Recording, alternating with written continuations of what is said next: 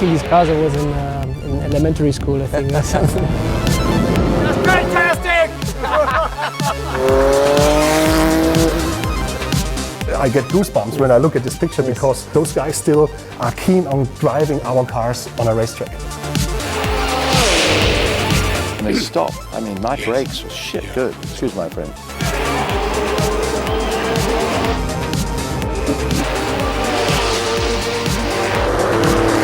Welcome to 40 years of Group C, a golden era of sports car racing. I'm currently sitting in the 1987 Le Mans winning car 962C of Hans-Joachim Stuck, Derek Bell and Al Holbert. And this was really the golden era of sports car racing.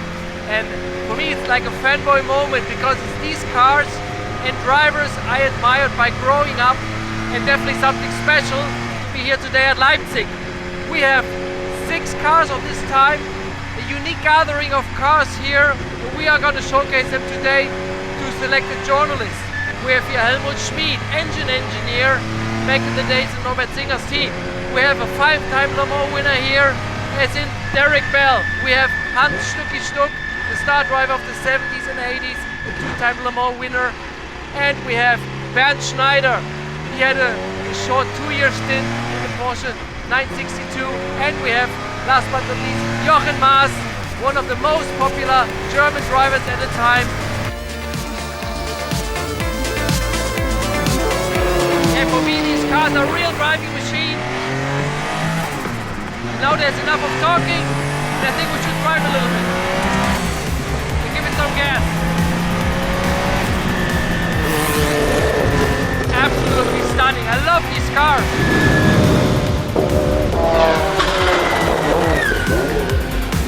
That's unbelievable. I mean, I could have done a few more laps. Yeah, just stunning to drive these cars.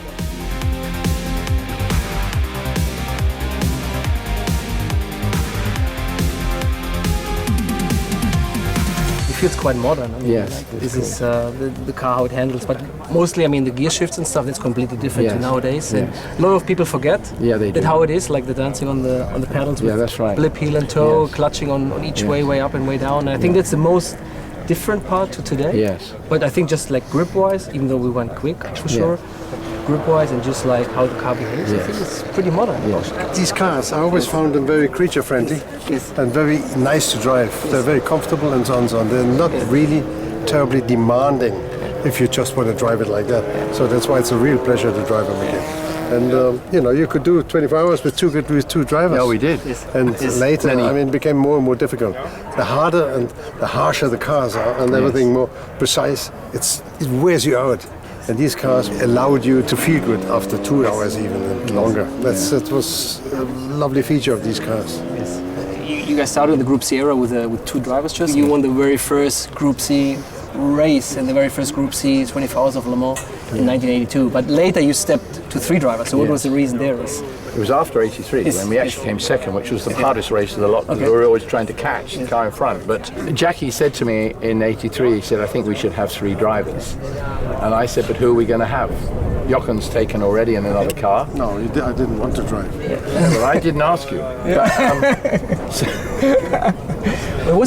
And I said, but who else is out there that isn't in the cars that I would like to drive with? And at that time, there really wasn't anybody. So we did another year together.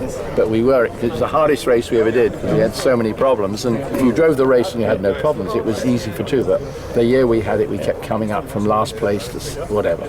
And it was harder than heck. We were both laid on a bed of ice afterwards to bring our body temperatures down. So it was tough. And then he said to me, we need 3, right? I went, yeah, that's it. And he retired. So that was that. So then I needed 2. But I also think 2 drivers had a better rapport. Okay. I knew him pretty well. I knew Jackie really well and Stucky later on. And you didn't need a 3rd because you could do it together. You knew you could do it. And you had respect for each other. The 3rd one comes in, it's like 3's a crowd. You didn't know who to blame anymore. No. Never one to miss an opportunity. Derek Bell putting over onto the racetrack. But just look at these unbelievable scenes here at Le Mans. You want to know something? It's just fantastic! No, it is so great to be back in this car and to drive it now. The tires are warm, chasing you a little bit, you know. I mean, you never get it, but anyway. No, it's just, I mean, I'm so happy I can tell you. Could have been another stint. Yeah, sure, let's go to another 15 minutes, no problem, you know. For me, something unique to drive these cars. I mean, hard. You can drive them hard. You can feel. I mean, the cars go perfectly straight. I mean, and it's encouraging you know. I mean, yes. the warmer the tires get, the faster you get. You have more downforce and everything. Oh, it's way so much fun. No, because you don't imagine how old this car is. Yeah. Imagine how old we are, not you, but I am, you know? And it still works. It is just absolutely great. You used to try my Stuck seat. Yes. It's a bit different. It is steeper in the back. Okay. Where you sit with your button goes lower down. Okay. So this will make me better fit in the car. Try it. Maybe. So you have more room with the Exactly. with the head, right? Exactly. And this is still the same seat from back in the days. From There's only one existing. Can you imagine how many times I farted in there? I don't want to get in there. No, it doesn't matter. Is it? It's decades ago, so I think it should be okay now. Oh yeah, that's different. Yeah. It's different, isn't it? Yeah. You have more leg space. Yeah. Perfect. Okay. Thank you for letting me try the seat. Yeah, it's my pleasure. Inside, outside. Wow. Perfect. Thank you.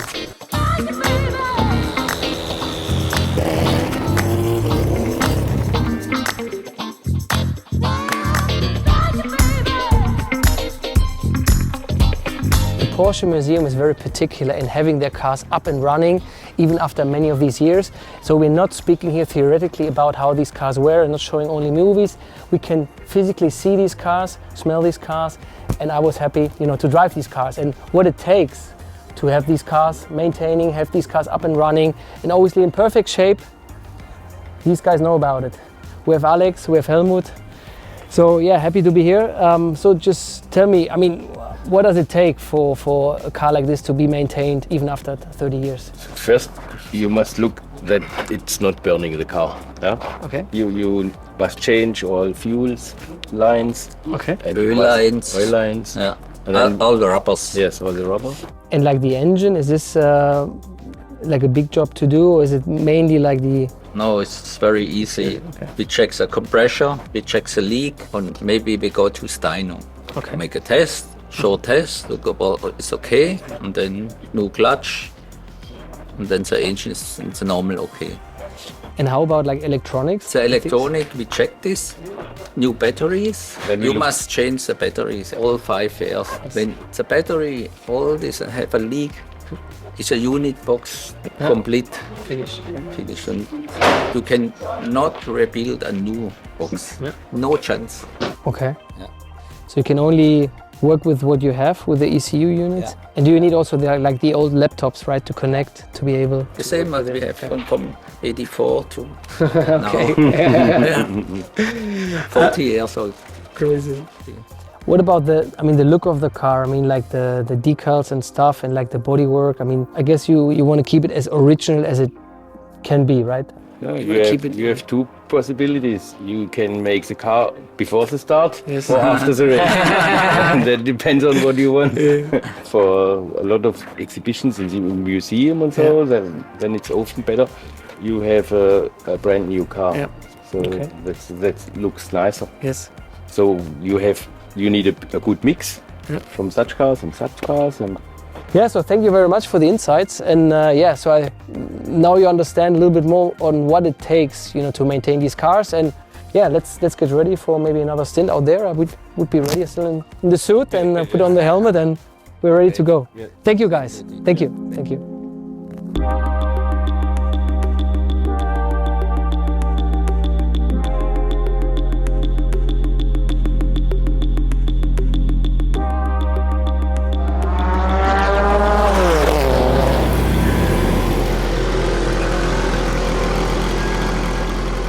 So Bernd, how was it? It was absolutely great. Just feeling like never have left the car, because it's right foot braking, using the clutch for down and upshift. But when you get in that car, immediately it's coming back, and So heel and toe still works. heel and toe. So downshift, you need a blip. Yeah. And of course, what for me is still impressive is the brakes, because that car has no ABS, but you got really good feedback on the pedal, how much pressure you can use before you're locking up the tires. So, and how quickly the car stops, it's really great. Yeah, you know, if he wouldn't be so young, he could get some experience in that car a long time ago. That would have been the dream, yeah, for sure. Yeah, But yeah. when you were racing these cars, I was in elementary school, I think, or something. Yeah. But actually, you know, this is the one I never drove that car. Always had the short version. But that's a long tail, yeah. That's a long tail for Le Mans, for the long straight. And I raced first time in 1991 at Le Mans, but it was already chicane, so we had the short version with us. Yes. And it creates even more downforce. So. With a different rear wing, right? Yeah, it was a higher one, and we had the single wing in the end. So it was really high downforce setting. Hatte uns, vielen Dank. Was cool. It was cool to see you in a Porsche. Yeah. Again, after such a long time. Yes. It took very long. Hopefully not another 40 years.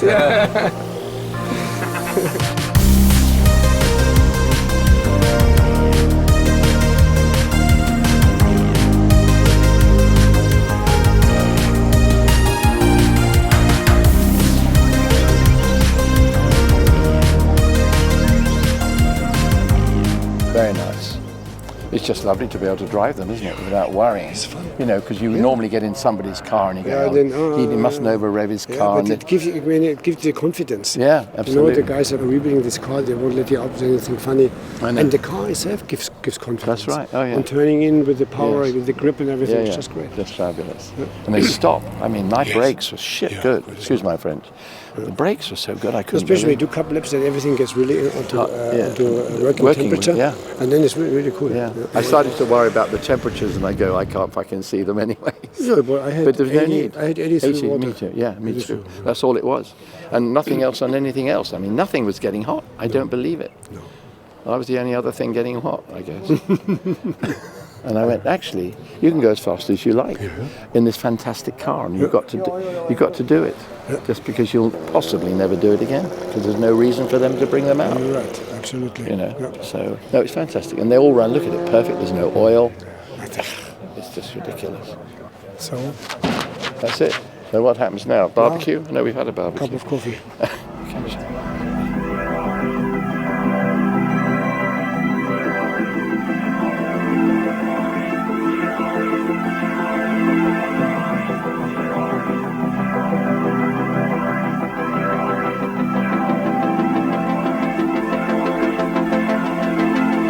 So we're here at Leipzig to celebrate 40 years of Group C, a golden era of sports car racing. And I'm with Achim, he's the head of Porsche Heritage and Museum. Wow, 40 years of Group C era. It's a big moment to celebrate this special era in motorsports for Porsche here in Leipzig at the Experience Center, because the cars are back on track. So there's no better place than here to drive the cars, especially the track. We have all those nice parts of certain racetracks in the world, and this is where the cars are made for driving. And I'm really proud to create an event with you like this. Yes. No, thank you. I mean, for me it's a pleasure. It's the dream cars of my youth. It's the cars and drivers I admired by growing up. This unique Rothmans livery, this beautiful Shell Dunlop car. I mean, this is already, the car looks like stunning fast just standing here. I mean, this is what also makes me very proud that we are, this is an honor, but it's also an obligation to maintain those cars and to bring them back in running condition. And besides our team from really cool mechanics, we also have the historical drivers with us. And this is a special moment for me. If you just look at this picture, the helmets of Derek Bell, we have your helmet, we have the helmet of Stuck and from Jochen Mass.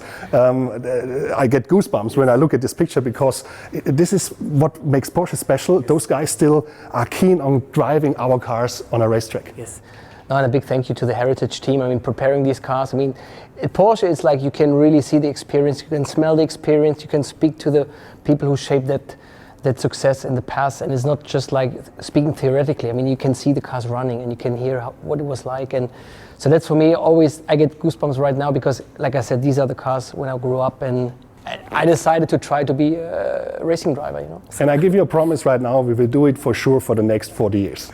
That's a promise, because I have two guys, two young sons, and they want to be racing drivers as well, so yeah.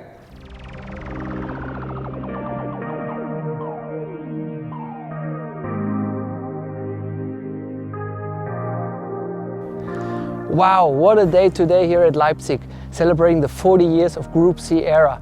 And now I got the understanding why this car was dominating the 80s like it did the 956, 962. It's the people behind this project building a car which still feels up to today, modern handling, feels nice to drive, and with very simple technical solutions. And for me, that's just the best result you can ever achieve. So Porsche has a vast history in motorsport and it will have a rich future as well.